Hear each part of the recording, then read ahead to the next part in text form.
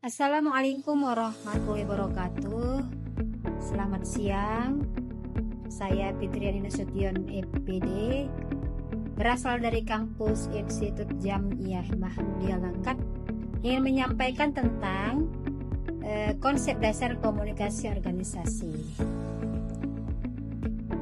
Oke, saya akan menyampaikan yang pertama adalah tujuan dari mempelajari konsep dasar komunikasi organisasi. Yang pertama adalah mahasiswa mampu menjelaskan pengertian konsep dasar komunikasi organisasi.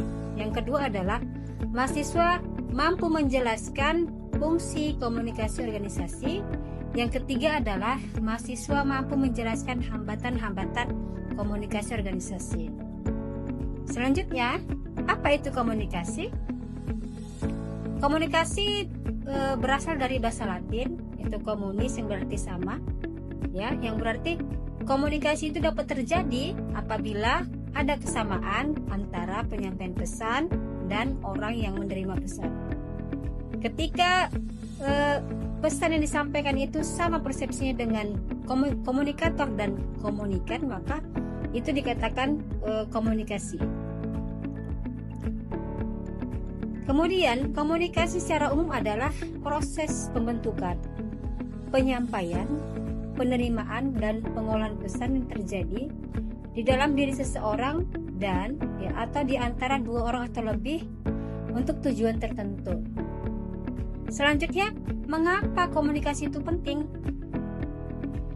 Jadi, komunikasi itu penting bahwasannya dalam keseharian kita, seorang individu itu 70% berkomunikasi, kemudian membaca, menulis, berbicara, sehingga komunikasi itu penting.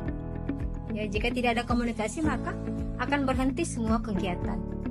Yang kedua adalah komunikasi merupakan landasan atau sebab dari sebuah konflik. Jadi kalau komunikasi buruk, maka itu akan memicu munculnya konflik, sehingga perlu ada komunikasi yang harus disampaikan. Kemudian komunikasi itu juga merupakan sebuah ide yang harus disampaikan, sehingga ide disampaikan itu menjadikan dasar pemahaman seseorang tentang apa yang ingin disampaikan atau apa maksud yang ingin disampaikan dari seorang komunikator kepada komunikan. Selanjutnya, komponen komunikasi. Yang pertama adalah komunikator, yang kedua komunikan, yang ketiga adalah pesan atau isi pesannya, kemudian adalah medianya, kemudian efek komunikasi, dan yang terakhir adalah umpan balik. Kita bisa lihat dari gambar berikut ini, ada sumber pesan yaitu dari komunikator, kemudian ada pesan, selanjutnya ada media, ada penerima pesan yaitu komunikan, ada efeknya, kemudian ada umpan baliknya.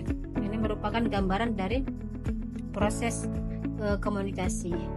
Selanjutnya, apa itu proses komunikasi?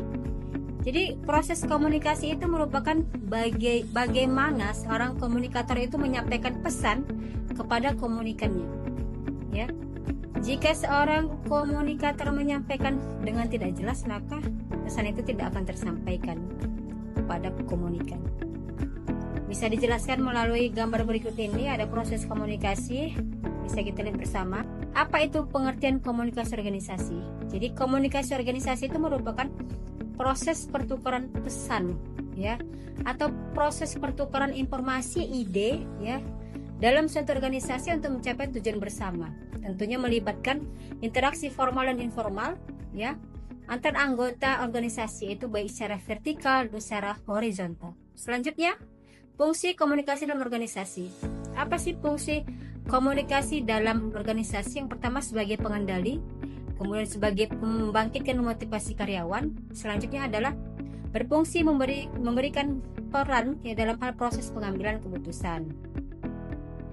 Oke, selanjutnya adalah hambatan-hambatan komunikasi organisasi. Yang pertama adalah hambatan fisik, yang kedua psikologis, yang ketiga adalah hambatan sosial budaya, kemudian adalah hambatan linguistik, kemudian yang kelima adalah hambatan teknis, yang keenam adalah hambatan luber, selanjutnya adalah hambatan literasi digital.